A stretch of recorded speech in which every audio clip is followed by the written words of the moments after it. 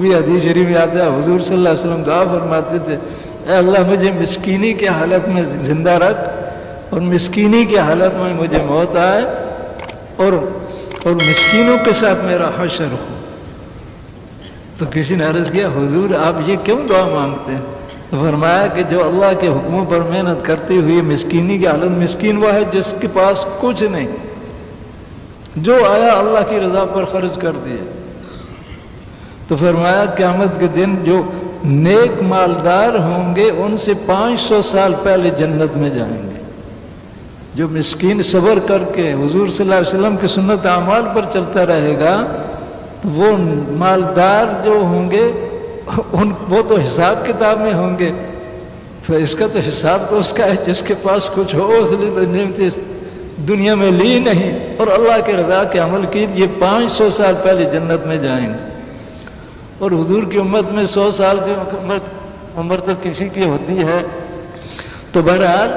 فرمایا کہ وہ شخص لایا جائے گا قیامت میں جس پر دنیا میں بہت تکلیفیں آئیں، مشقتیں آئیں، اس جیسی مشقتیں کسی پر نہیں آئی، لیکن پیغمبر کی تابعداری پر چلتا رہا تو اسے حکم ہوگا اسے جنت میں لے جاؤ۔ جب وہ جنت میں پہنچے گا اور جنت کی خوشبودار ہوا لگے گی، اس کے نعمتوں کے نظارے کرے گا تو طبیعت میں اتنی خوشی، اس سے بھی پوچھا جائے گا کہ اے بندے کبھی تو پر کوئی مشقت تکلیف بھی آئی ہے؟ تو وہ بھی قسم کھا کر کہے گا اللہ تیرے نام کی قسم میں نے کبھی کوئی مشقت نہیں دیکھی۔ اس لیے کہتے ہیں دنیا کی مشقتیں ایک قطرہ ہیں، لیکن اگر حضور کی تابعداری کرتی صبر کرتی چلا جا رہا تو جب جنت میں پہنچے گا تو جنت کے خزانے نعمتوں کے سمندر سے بڑے ہیں،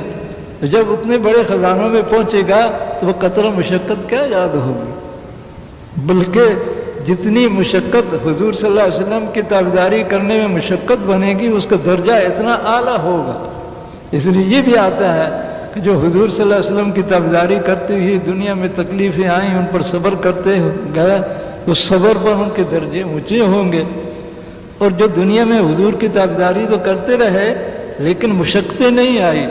صبر کرنے کا موقع نہیں ملا، ان کے درجے نیچے ہوں گے اور مشقتوں والوں کے درجے اوپر ہوں گے۔ تو وہ اس وقت تمنا کریں گے کاش